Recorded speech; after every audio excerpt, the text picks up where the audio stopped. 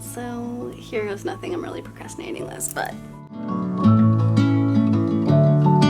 Hello, my cool cats. It's a pleasure to be back. I decided to basically start off the videos in my channel by going through all the messages and seeing all the most requested videos. And one of those videos was obviously doing an update on the boys and seeing how they are, but also my postpartum twin body, which obviously, like, I'm 25 years old if you didn't know. So it's definitely a change from obviously going before having kids to having kids, and I for a long time didn't feel very comfortable sharing my body, so that's what we're gonna do today. So if you didn't know, my boys were born December 1st, 2019, and they are currently, they're actually about to be 9 months old, but this video will be an 8-month update on them. Yeah. So they are just literally the sweetest boys. Enzo is actually right now staring at his toy. That's why he's looking down right there.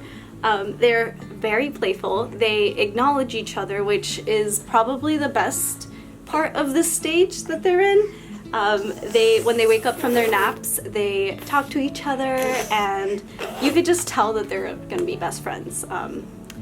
And best friends that fight too, because they steal each other's toys and then they get mad at each other and then they're friends again, which is the true meaning of friendship, isn't it? I'm going to put them down so that they can play while I talk about them. There you go, guys. I bet they're gonna try and bring the camera down. The boys were born at 35 weeks, which that obviously makes them premature, and with that they get an adjusted age, and that's the age that we go about whenever we look at their milestones, whenever we look at their growth charts, we go from their adjusted age. And I'll put a definition of adjusted age. If you have full-term babies, they're just not going to be the same as my boys. So I just want to give that little disclaimer that when I get happy about these milestones, it's because when I say that they're 8 months, they're actually 7 months gestationally. So that's it. So I'm going to do them one by one. So this right here is my big boy, Eisen Lee.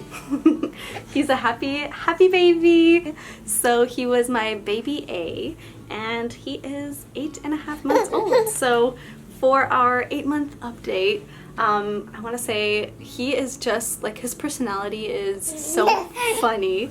He loves to talk, he loves to say mama, he loves to say dada, and he loves to talk to his brother when he's not supposed to, like during nap time. He just wakes up and starts like babbling to his brother, which is really like the cutest thing ever.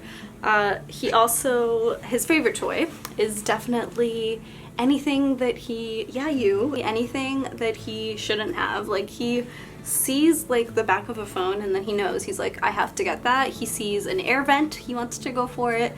The camera, the tripod, that's just like what he's into, and that's okay. He likes eccentric toys. So yeah, ooh. And he currently has 2 teeth, and there's one growing in the back. He is also very, very cuddly. So like, he will run to you and literally say like, mama, mama, and like try to get you to pick him up, which is kind of like the sweetest thing, that they go and say mama. And he just saw the phone light up, so you know where he's going. Size-wise, he's always been around a pound larger than Enzo since they got home from the hospital. So I currently don't know what they weigh, but they're a little over, or 20 or a little over 20 pounds. So they're just big boys, and I'm so happy. He has lots of hair, and I definitely feel like he has a slightly bigger head than his brother, but he also has more hair than his brother. So yeah, now let's go with Enzo Gray. Whoosh. Whoa, now we got little brother Enzo Gray. Yes. So Enzo Gray's our Laffy Taffy boy. He loves to laugh. Sometimes he laughs and we have no idea why he's laughing. He loves to talk and he loves to babble, and he loves knees. It's one of his favorite things. For him, he is just a very like I want to call it meticulous because I feel like that's a really good word to describe it. When he grabs toys, he's just super meticulous and like examines it super deeply, which is just the absolute cutest thing. And he has 2 teeth, so he has 2 teeth on the bottom. I feel like there has to be one growing there because he has been a little fussy lately, but he's just a really smart little dude. I definitely feel like this is his favorite toy. He is just like, I don't know, super cuddly with it and like talks to it, like literally goes like ooh, ooh to like the little toy. And I think it's because it's like his perfect size and he's just like, it's just a little gentle baby. So that's little Enzo Gray. So Enzo has been crawling for probably the past 3 weeks. He's been crawling, like actively, like running, basically like, where's Enzo? Well, he's on the roof. Eisen definitely started crawling probably a week before Enzo did. So he's just always like kind of in everything. Eisen is just a little bit faster at like starting it, but then Enzo is faster at like mastering it. So even though he would start like a week later than Eisen, he mastered it faster than it took Eisen to master it. So both the boys are currently sleeping great. They sleep through the night and they still have 3 naps during the day. Some naps tend to be like some naps, like yesterday they had 1 nap that was 2 hours long. Baby, I'm right here. Oh, I gave them to Alejandro so that I could just talk for a second. But so they are still taking 3 naps, and some naps can be really long, like 2 hours long, and then some naps are like 45 minutes. So it just really depends on them. And we just really used a schedule. Like I could make a whole video on how we got them to sleep through the night. But it was really just them. Like it was a schedule made for them, watching them. I don't know. So there's that. They're still drinking so much breast milk.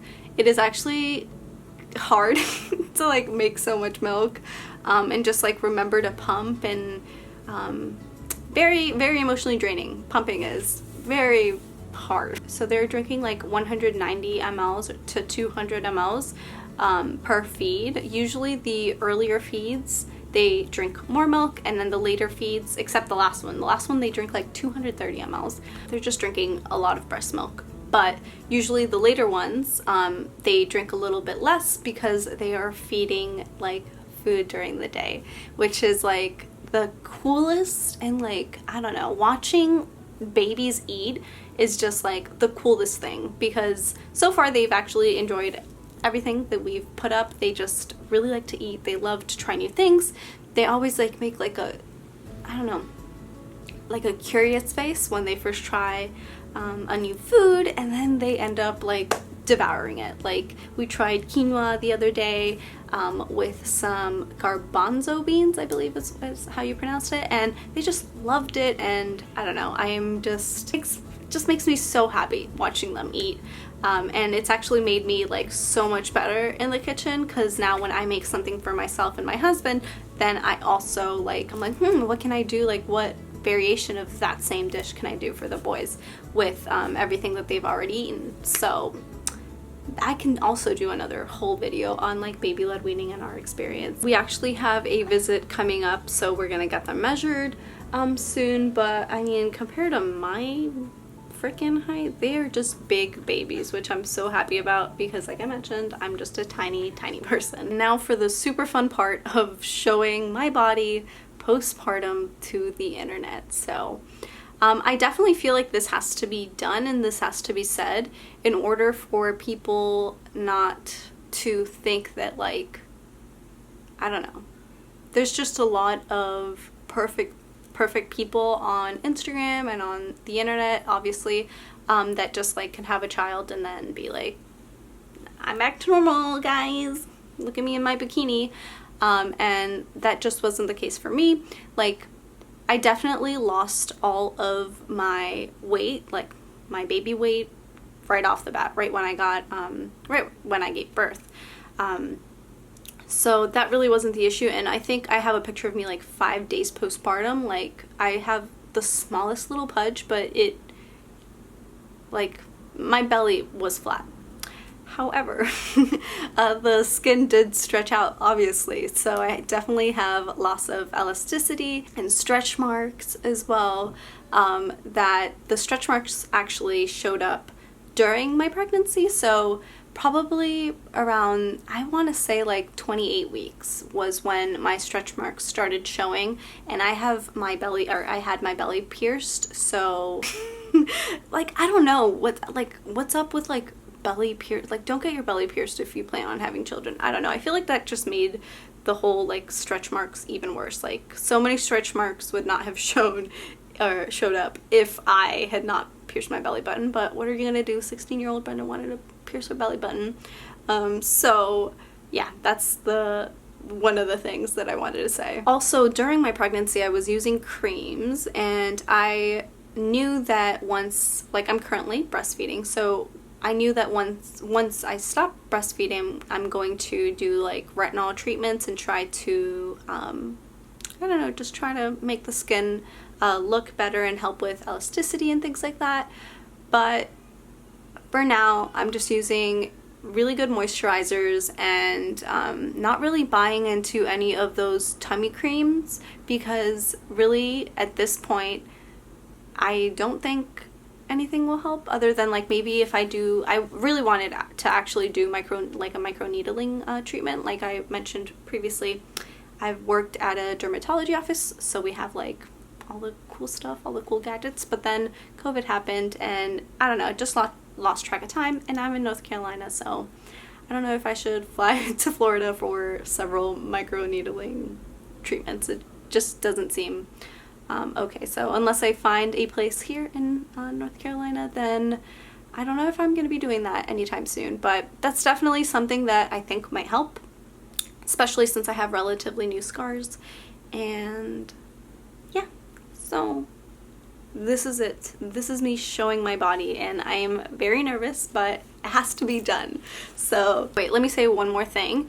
I am a very petite person. I have to say that like a million times. I am 4'9" on a good day with weather and no rain and shining suns and stuff like that. So I'm a very tiny person. With that being said, my pre-baby weight was like, I was like 90 pounds, and it was like all muscle. So before I even started working out, I was literally 80 pounds of skin and bones. I was like nothing. So but now I had a booty now, or I don't know where my booty went, but I had a booty while I was working out. So I was 90 pounds before I got pregnant, right before I got pregnant. And I'm currently 98 pounds. So I'm 8 pounds technically. I don't want to say over, because that's a terrible way to say like 98 pounds, because if like a normal height person were to say 98 pounds, you'd be like starving yourself. But I want to say that this is my body without working out, without like, I literally haven't gone to the gym or done any sort of exercise in 3 months. Before that, I was running probably 3 times a week during the whole COVID time, like when it had just gotten started and the gyms were closed and everything. So yeah, this is my body, and I'm about to show it. So I wore nude. I wore nude colored leggings. I really don't know why I did that, but so this is my body on the leggings. I obviously lost my booty. Don't come at me for losing my booty, guys. But I have this kind of pudge. Like, I don't want to call it a pudge, but it's this pudge that obviously I think with diet and exercise it will go away. My C-section scar's right there, so it's like this indentation that I don't know if it will ever go away, but I'm okay with it because I plan on having other kids. Alright, so here goes nothing. I'm really procrastinating this, but so even though I am like, I still need to obviously work out my abs. I still have definition on my abs, so I really haven't lost that. But definitely have loose skin, especially here. And like I mentioned, the area where I had my belly button pierced, right there. My belly button herniated, and then so it's kind of sticking out, not too bad.